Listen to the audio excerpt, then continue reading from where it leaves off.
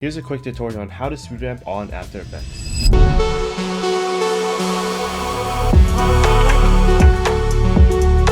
So first we go on After Effects. I'm assuming you know a little bit about After Effects, at least dragging your clips into the project panel and then dragging your clips into the timeline and cutting the good parts that you want to use. So I have here 5 clips that I had from the auto show that I'll be editing. First clip is this Bugatti going in, and of course my filming technique has a little bit of a tilt that goes from left to right. First things first, I like to select all my clips and just click on this icon. This is frame blending.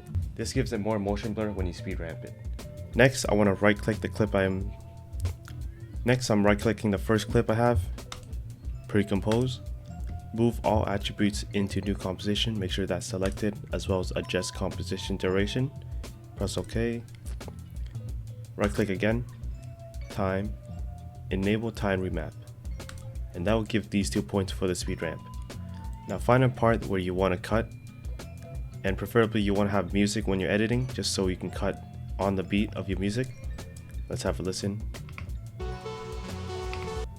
Probably want to cut around 1 second mark. And when you're editing car speed ramps, especially when it's for Instagram, you want to be cutting very quickly, so 1 second is good enough for one clip.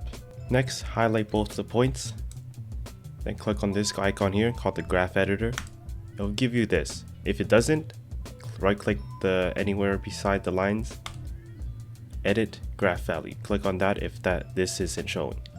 Then you highlight both the points again and click on this icon called the easy ease. It'll give you these 2 points.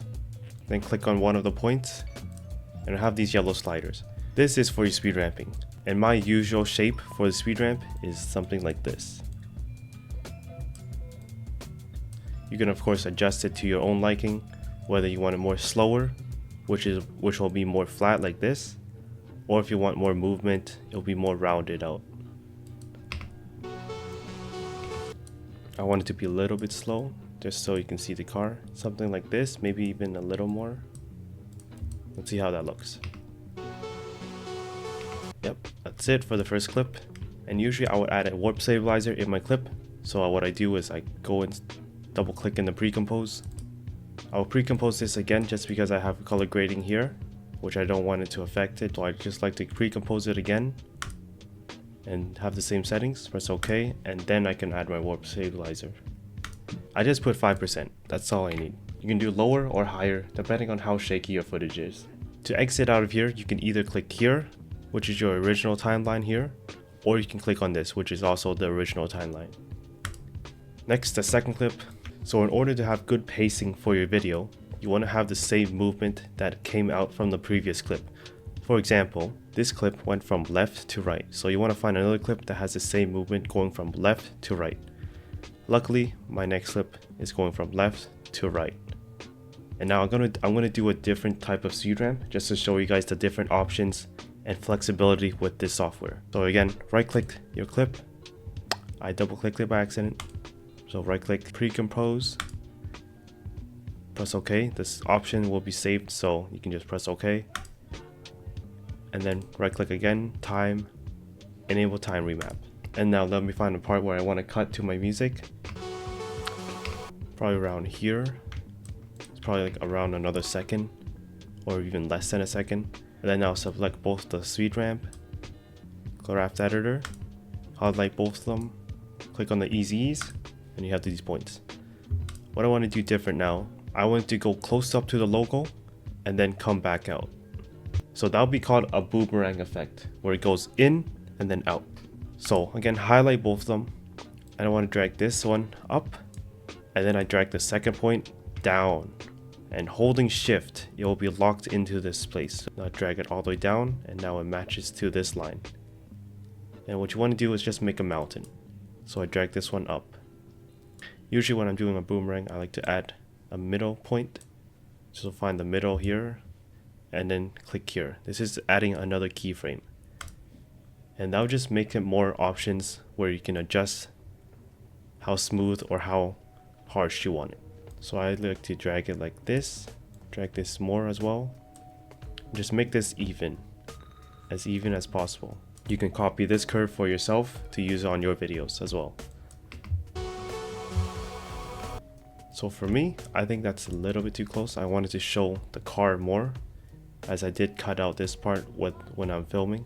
So what I would do is I would drag the middle point down while holding shift, just so it shows the whole car like that. Now adjusting these points just so it's not too flat on the top. That should be good. Around there. It's very tiny adjustments. Over time you'll get used to it and you get very familiar on how the curves work and how little or how much you want to adjust it. So now that changes the direction of where my clip's going. So now it's going from left to right and then going back out to the left side. So now you want to find a clip that is going from right to left. So now that changes the direction of where the clip is going. It's going from left to right. Now it's going from right to left now. So you want to find a clip that matches the same direction it's going to. This clip here is going from right to left. Of course, if you do have a clip that's going left to right, you can always reverse it by right clicking it, time, and then reverse layer. So now in this clip, I'm going to show you another speed ramp technique that I use for my videos. Right click again, pre-compose, OK, right click again, time, enable time remap, find the part you want to cut. I want to cut it here, Ctrl Shift D, separate it and delete. For this one, I'm going to add a point in the middle somewhere, probably around here, just so it matches the music a little bit. Select all three now, graph editor, select all three again, easy. Now you have another point where you want to speed ramp. So this technique adds 2 speed ramps into one clip. I'll show you how. I'm just going to make my basic curve that goes from fast to slow, as well as the same thing on the second one. So having this shows off the car even more. Of course you want to adjust that. I don't really like how fast it's going. I want to slow it down a little bit.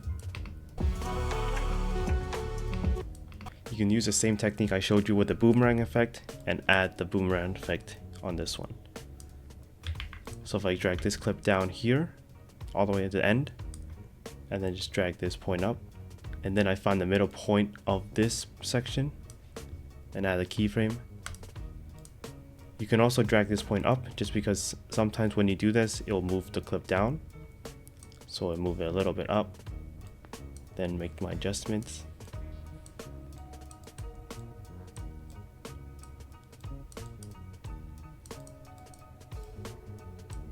Something like that, and now you'll have this.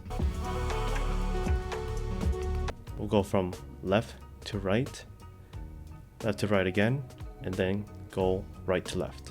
So that's another technique I use to keep my videos flow well with the direction changes. So a clip like this, you probably want to add some type of warp stabilizer just to make it a little more steady.